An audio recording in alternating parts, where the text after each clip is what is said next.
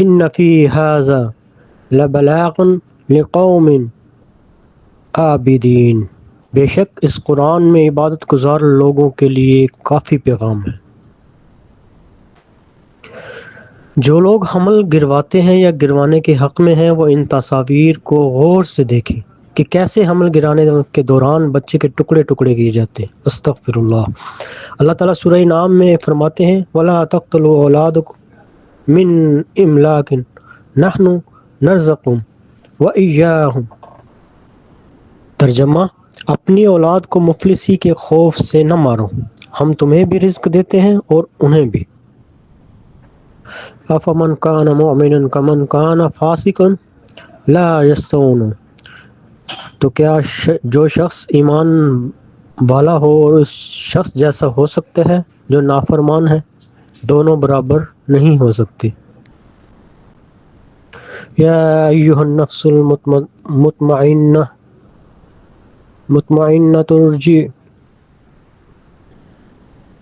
مطمئنة ارجعی الی ربک راضیة مرضیہ وادخلی فی عبادی وادخلی جنتی۔ اے اطمینان والی جان، اپنے رب کی طرف واپس ہو یوں کہ تو اس سے راضی وہ تجھ سے راضی، پھر میرے خاص بندوں میں داخل ہو اور میری جنت میں آ۔ شکر مت چھوڑنا وگرنہ مزید نعمتوں سے محروم ہو جاؤ گے۔ ارشاد باری تعالیٰ سورہ ابراہیم آیت نمبر 7، بے شک اگر تم شکر کرو گے تو میں ضرور ہی تمہیں زیادہ دوں گا۔ اللہ کا ذکر مت چھوڑنا وگرنہ اللہ تمہیں یاد نہیں کرے گا۔ سورہ بقرہ آیت نمبر 152۔ ترجمہ، سو تم مجھے یاد کرو میں تمہیں یاد کروں گا۔ دعا کو مت چھوڑنا وگرنہ قبولیت سے محروم ہو جاؤ گے۔ سورہ المومن آیت نمبر 60۔ ارشاد باری تعالیٰ ہے، ترجمہ، مجھے پکارو میں تمہاری دعا قبول کروں گا۔ استغفار کو مت چھوڑنا وگرنہ بخشش سے محروم ہو جاؤ گے۔ سورہ انفال آیت نمبر 33۔ اور اللہ انہیں کبھی عذاب دینے والا نہیں جبکہ وہ بخشش مانگتے ہوں۔ آپ صلی اللہ علیہ وآلہ وسلم کہہ دیجئے کہ اے لوگو، میں تمہیں سب کی طرف اس اللہ کا بھیجا ہوا جس کی بادشاہی تمام آسمانوں اور زمین میں ہے۔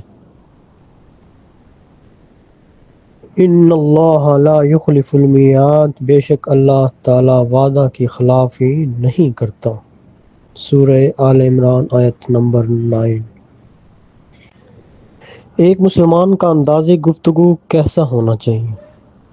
سورہ البقرہ آیت نمبر 83۔ ترجمہ، لوگوں سے بھلائی کی بات کہی جائے۔ سورہ الانعام آیت نمبر 152۔ بات کرتے ہوئے انصاف کیا جائے۔ سورہ بنی اسرائیل آیت نمبر 53۔ منہ سے اچھی بات ہی نکالی جائے۔ سورہ طٰہٰ آیت نمبر 44۔ تبلیغ دین نرم انداز میں کی جائے۔ سورہ الحج آیت نمبر 30۔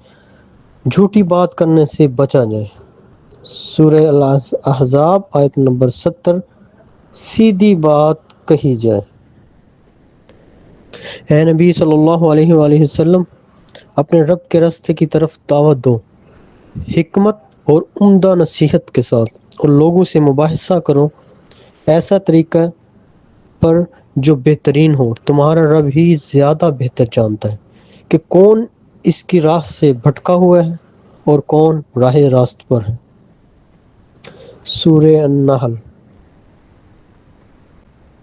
یقین مانو میرا رب میرے ساتھ ہے جو ضرور مجھے راہ دکھائے گا۔